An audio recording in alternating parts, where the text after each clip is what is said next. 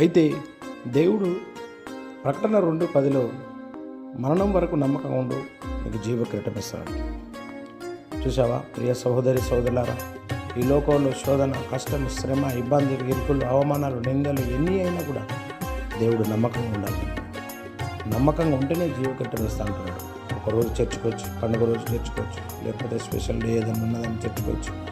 అలా క్రైస్తవ జీవితం అలా కాదు, కానీ అనుదినము ఆయన పాదాల దగ్గర ప్రార్థించుకుంటూ ఆయనను స్తుతించు, ఆయనను మయంపరిచి అంతవరకు ఏదేమైనా కూడా అంతవరకు నమ్మకం ఉంటేనే జీవకిరీటమైన ప్రకటన 2:10లో క్లియర్గా దేవుడు చెప్తున్నాడు. నిజంగా భూపరంగానైతే మనం ఒకసారి ఆలోచించినట్టయితే ఎవరినైనా ఏదైనా ఒక ఇంపార్టెంట్ ప్లేస్లైనా, ఒక ఇంపార్టెంట్ ఏదైనా కావాలన్నా, లేకపోతే ఎవరికైనా చేయాలన్నా ఒక ఇంపార్టెంట్ నమ్మకస్తులను మనం ఏర్పాటు పెట్టుకుంటున్నాం. ఆయన నమ్మకస్తుడు పలానుడు అయితే ఓకే అంటున్నారు. అందుకనే దేవుడు కూడా మనకు ఏదన్నా ఒక ఇవ్వడానికైతే పరలోక రాజ్యం ఇవ్వాలంటే